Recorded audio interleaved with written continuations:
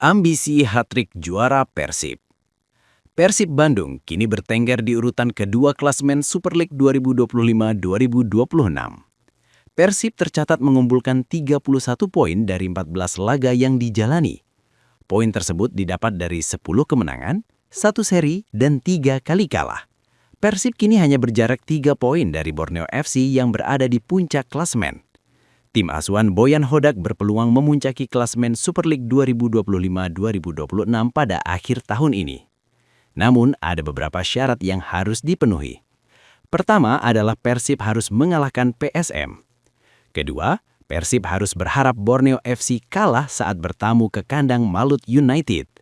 Duel tersebut nantinya digelar di Stadion Kieraha, Ternate pada Minggu 28 Desember 2025.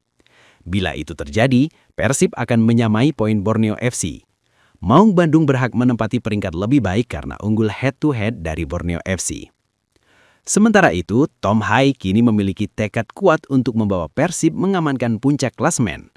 Caranya yakni membantu Persib meraih kemenangan di setiap laga.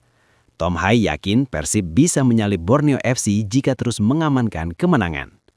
Jadi kami bisa terus menang. Bisa dilihat kami semakin dekat dan kami akan terus melakukannya. Jadi pada akhirnya kami bisa berada di puncak, kata Tom Hai, dilansir bolasport.com dari Tribun Kabar. Lebih lanjut, Tom Hai menilai Persib sudah menunjukkan permainan yang baik. Salah satu buktinya adalah mengalahkan Borneo FC dengan skor 3-1 beberapa waktu lalu. Tapi jika kami harus terus menang, itu yang paling penting.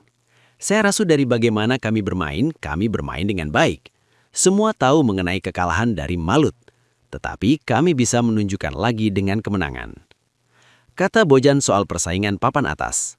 Sementara itu, pelatih Persib Bandung Bojan Hodak berbicara soal peta persaingan di papan atas klasemen Super League 2025-2026 mendekati akhir tahun kalender 2025. Juru taktik asal Kroasia itu mengaku cukup kaget dengan pencapaian Borneo FC yang menorehkan poin terbanyak menjelang akhir paruh pertama. Borneo yang mencatat kemenangan beruntun dalam 11 laga pertama, sebelum 2 kekalahan dan sekali imbang dalam 3 laga terakhirnya, memimpin perolehan nilai dengan 34 poin. Sementara itu, Persib di bawahnya dengan 31 poin, unggul 2 poin dari Persija Jakarta yang berada di urutan ketiga dan 3 poin lebih banyak dari tim peringkat keempat Malut United. Borneo yang sedikit mengejutkan saya, tapi Malut dan Persija mengeluarkan uang paling banyak. Dan itu membuat mereka ada di sana. Itu normal, kata Bojan setelah timnya mengalahkan Bayangkara Presisi Lampung FC 2-0 di Stadion Gelora Bandung Lautan Api, Kota Bandung, Minggu 21 Desember 2025.